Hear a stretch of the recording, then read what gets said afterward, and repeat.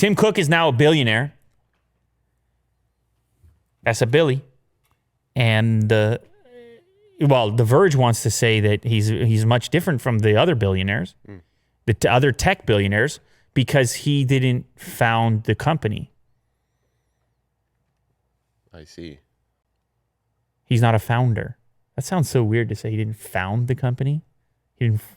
Yeah. Well, that's weird. He's not a founder of Apple. He came along later. Of course, he was a big part of the company's success, even when Steve Jobs was there. He was like a supply chain. Yeah, responsible for supply that's chain. right. That's right. Getting the cost down, getting the quality up. Real tight on the deliveries and schedules and quality control. Assembly line stuff. Yep. And so, what's important to note with him, well, people might be surprised to find out that he's just a billionaire now. And so much of it with these guys, CEOs, tech CEOs, a lot of it has to do, they're tied up in the stock price. Because when you're talking about net worth, it's not like it's sitting in a bank account vast majority of the time. It's tied up in the performance of the company. And this is good business for the company because then there's tremendous incentive for the company to do well under your leadership because your personal net worth stands to increase substantially if the company continues to do well. So you actually want your CEO to be invested in the company. Apple's share price has been, well, you're well aware, you talk about it every day, has been doing well. And particularly if you look in the longer, maybe 6-month period, year to date, even better. I mean, it's been on a pretty constant trend upwards. And we're sitting here at the moment of filming this at 446.96 USD and close to a $2 trillion market figure for the company as a whole. So what does that mean for him? It means his net worth with that share count that he has now crosses that $1 billion mark for the first time because we're looking at a sort of record figures for the stock. Interesting. I thought he was a billionaire. See, that's what I mean. I think some people may have thought that. Yeah.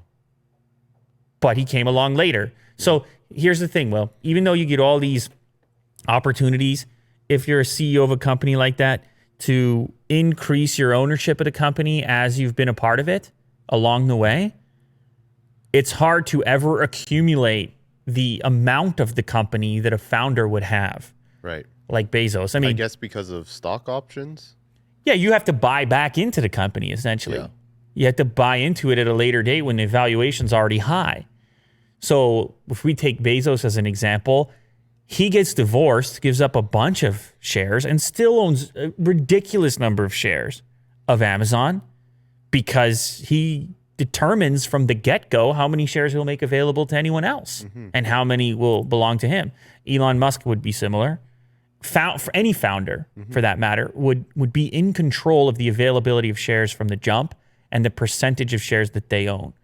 So I would say it's actually impressive for Cook to get there, not having founded the company. That's pretty cool. But Bezos is 187 billion. So if you're trying to figure out, that's insane. After he gave up, how much he gave up, like 40 billion? Yeah, somewhere around in there. the divorce. It's insane. I mean, Amazon still has room to go, in my opinion, as well.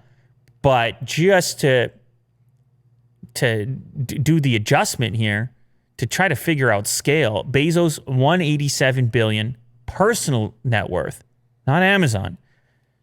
Tim Cook, 1 billion. So when you put them on the panel in Congress, it's important to recognize that discrepancy. Pichai would be similar.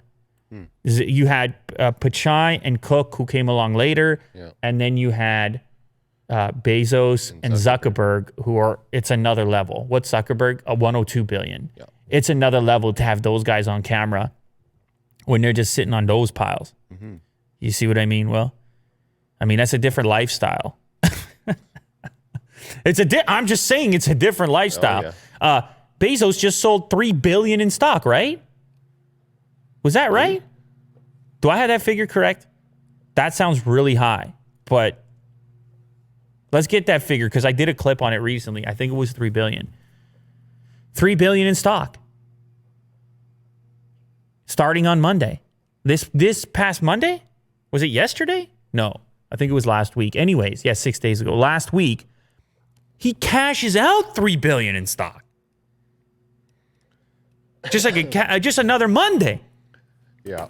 So let's just get that in mind, the difference here. But nonetheless, Tim Cook has been doing work with Apple, and he's been posting numbers, and he's getting rewarded for it. So shout out Tim Cook, even though you'll never send me an iPhone ever. Actually, there's a new marketing guy at Apple. He's going to send us iPhones pre-launch. Okay. Yeah, that's right. I got faith. It's about time we turn the thing around. New marketing guy. All right. Phil Schiller's out. The new guy, new age, new era. We start from scratch. We start fresh on Unbox Therapy. Great. Tim knows. Tim knows we're going to sort it out. He's got $1 billion now. What does he care?